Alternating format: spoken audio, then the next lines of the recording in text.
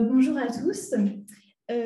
Merci à l'Association d'Histoire d'Architecture pour l'organisation de ces journées et pour me permettre d'intervenir. Alors effectivement, moi je vais vous exposer comment j'ai choisi ce sujet de thèse en fait. Ce moment où j'ai eu l'intuition de l'intérêt que pouvait porter cette société d'architectes qui s'appelle donc la Société des architectes modernes m'est venu quand je travaillais donc sur mon mémoire de Master 2 sur le village français de l'exposition internationale des arts décoratifs et industriels modernes de 1925.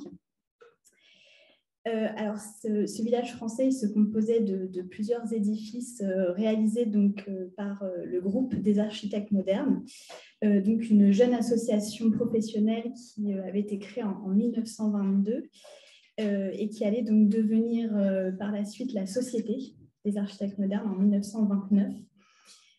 Et beaucoup plus tard, en 2018, donc mon sujet de thèse. À ce moment-là, le groupe des architectes modernes n'était pas totalement inconnu non plus parce que l'année précédente, j'avais travaillé donc, sur mon mémoire de Master 1 qui était consacré à Louis Brachet, donc un architecte né en 1877 qui avait fait partie de ce groupe. Mais évidemment, faute de temps à l'époque, je n'avais pas du tout pu m'intéresser plus en profondeur à ce groupement. Avec le village français, c'était différent puisqu'il n'était pas du tout possible de faire abstraction du groupe puisque c'était vraiment, le village se présentait vraiment comme une œuvre entièrement conçue et réalisée par ce groupe des architectes modernes. Alors, le groupe des architectes modernes, il semblait déjà à l'époque un angle mort de la recherche en histoire d'architecture. Il était pourtant mentionné par beaucoup d'historiens de l'architecture. Quelques paragraphes même lui étaient consacrés par certains chercheurs comme Jean-Baptiste Minnaert, Georges Vigne, Claude Frontizy, Simon Texier. Alors ces paragraphes étaient soit très synthétiques, soit ils concernaient vraiment une activité très particulière de la société. Et cette absence était vraiment étonnante, en fait, puisque le groupe était constitué en fait, de noms qui n'avaient vraiment rien d'anecdotique. Franck Jourdain, Hector Guimard, Henri Sauvage, Auguste Perret, Robert Mallet-Stevens, Albert Laprade. Bon, bref, autant de figures qui avaient été retenues donc, par l'historiographie comme des personnalités qui avaient marqué leur temps. Et qui en plus avait fait, déjà à l'époque où je travaillais sur le village, l'objet de monographies, de travaux de recherche. Deuxième élément étrange, c'est que cette société n'avait pas du tout eu une existence éphémère, elle avait quand même traversé l'entre-deux-guerres, donc une période qu'on sait aussi très riche en évolution, en bouleversement, en débat. Déterminante donc, pour l'histoire de l'architecture. Et elle avait aussi rassemblé quand même, à l'époque, je n'étais pas en mesure encore de donner des chiffres très précis, mais j'estimais à au moins 150 membres. Donc, c'était vraiment loin d'être un groupement marginal et anecdotique. Alors, qu'est-ce qui pouvait bien expliquer cette absence de l'historiographie une des raisons, évidemment, qu'on peut avancer, c'est la problématique des archives, puisque pour la SAM, c'est vrai que les archives sont assez peu nombreuses. Voilà, je pense que ça ne doit pas faire un carton de conservation. Donc, les dossiers de la société, on les trouve dans des fonds privés d'architectes.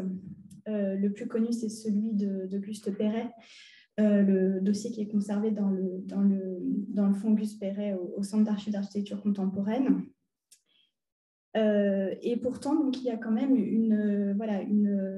un ensemble de procès-verbaux qui permettent de connaître bien l'histoire du groupement. On a des lettres aussi envoyées par le comité, donc quelque chose qui permet quand même de reconstituer de manière assez complète l'histoire de la société. Alors, il y avait peut-être aussi une autre raison à ce vide historiographique, c'était qu'il était, il m'apparaissait en tout cas très difficile d'appréhender la cohérence de ce groupe.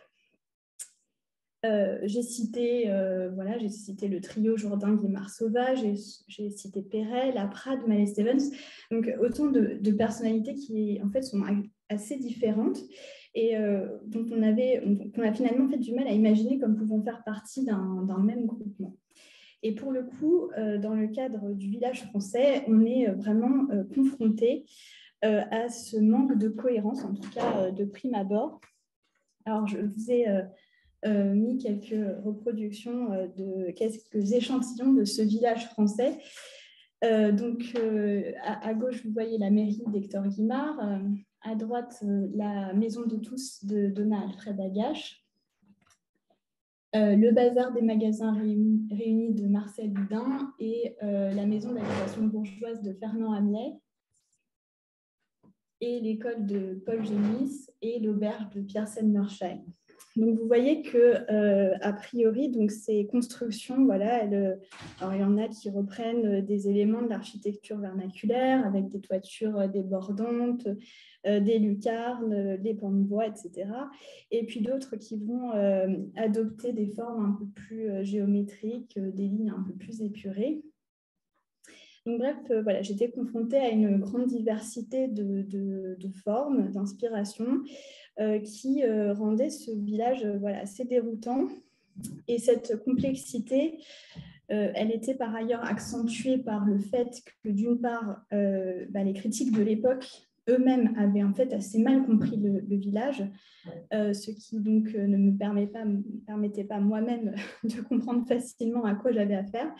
Et d'autre part, par le fait que le groupe lui-même s'était très peu exprimé sur le village français. Les commentateurs de l'époque restaient essentiellement des personnalités extérieures au groupe. Donc, dans ces circonstances, je ne pouvais pas faire autrement en fait, que de rejoindre certains critiques qui disaient, par exemple, on a l'impression que les uns et les autres ont conçu à leur guise la partie qui leur était dévolue sans préoccupation aucune de ce que cherchait à réaliser le voisin.